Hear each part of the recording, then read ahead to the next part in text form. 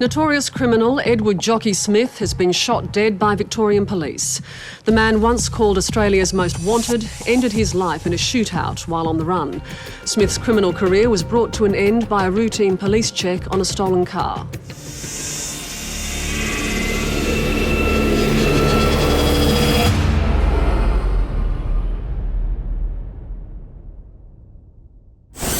His career as an apprentice jockey didn't last very long. He was very soon getting involved with garage break and steal, shop break and steal, and then he was doing time in prison. It was in prison at 19 years of age that Jockey met his criminal mentor, Ronald Ryan, an experienced armed robber who was then in his late 30s. In 1965, while serving a 9-year sentence for another armed robbery, Ryan made headlines when he and another inmate escaped from Pentridge Prison. During the escape, one of the guards, George Hodson, was fatally shot. Just 17 days after their escape, Ryan and Walker were back in custody and were later tried for murder. Walker got 12 years for manslaughter, while Ryan was convicted of murder and sentenced to hang. There was a public outcry over Ryan's death sentence as doubts about his guilt grew. The defence claimed the trajectory of the fatal bullet showed that Hodson could have been accidentally shot by another guard trying to stop the escape. The Cabinet is satisfied that there are no reasons why the sentence pronounced by the court should not be carried out. The sentence of death will be carried out at 8 a.m. on Friday, the 3rd of February 1967.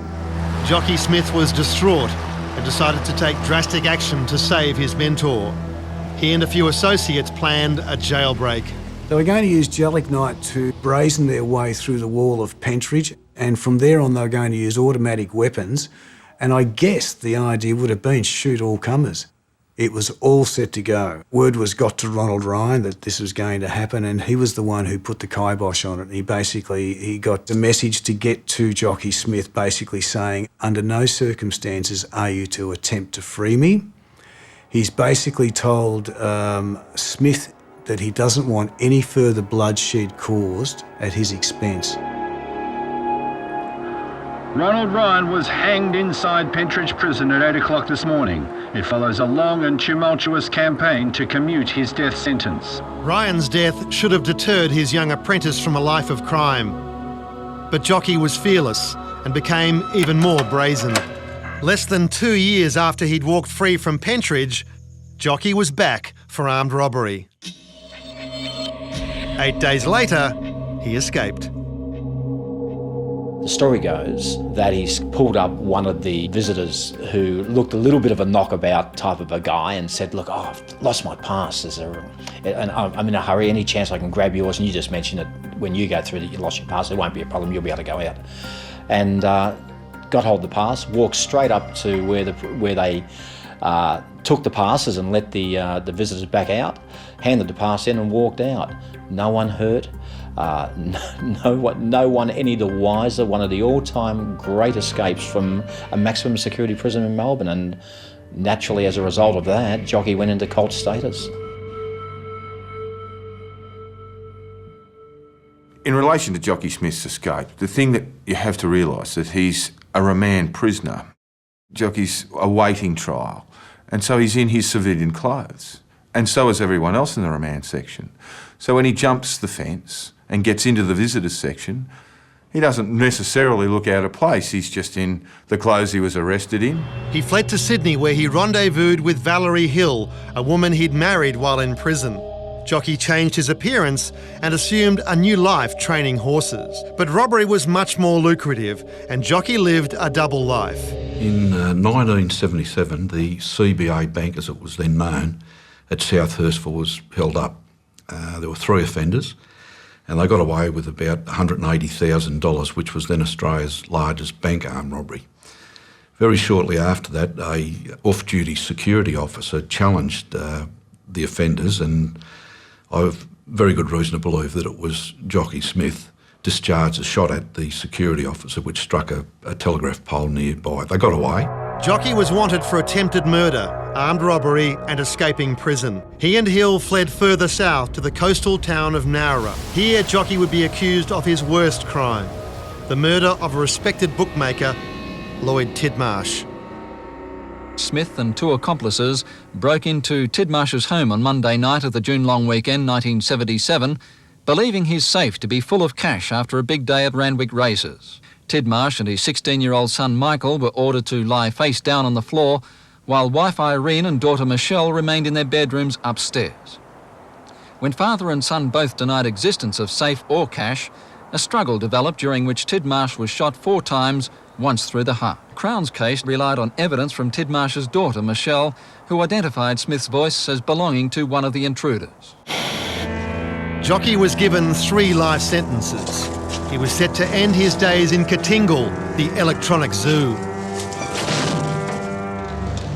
Tidmarsh's daughter testified she recognised Jockey Smith's distinctive voice. Her testimony was crucial in convicting Smith for her father's murder. How she did that was that police took her to a court where Jimmy Smith was at that particular moment representing himself on another charge. And the police took her into the back of the court and said, "Can you identify anybody in this room whose voice you recognise?" Well, it's a really interesting way of policing, because if you think about it, the obvious inference is, can you identify the person up the front who is representing himself in court?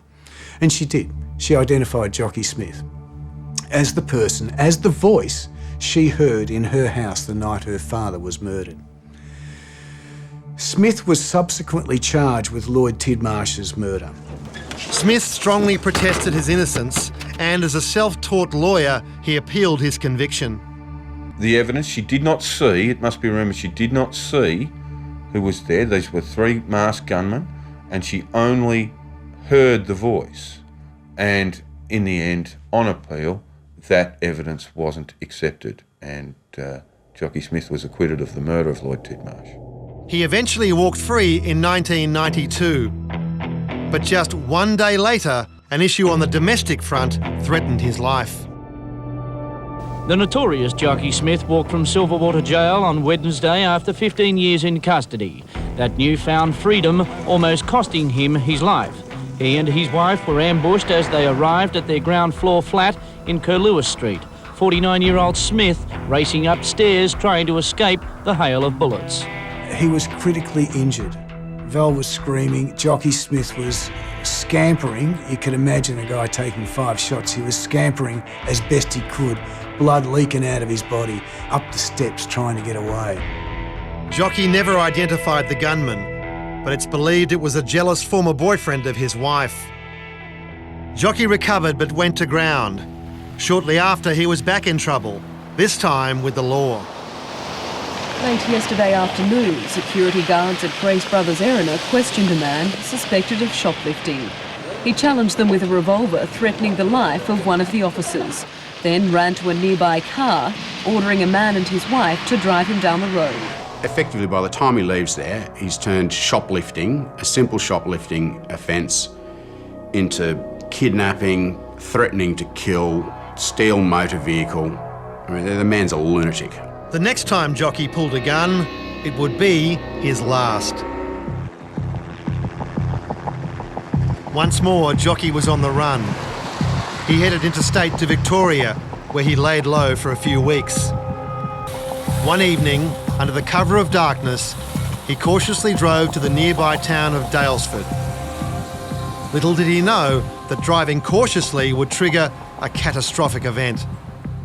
Notorious criminal Edward Jockey Smith has been shot dead by Victorian police. The man, once called Australia's most wanted, ended his life in a shootout while on the run. Smith's criminal career was brought to an end by a routine police check on a stolen car. I was patrolling out of a town called Newlyn, which is between Ballarat and Daylesford. I saw a car ahead of me.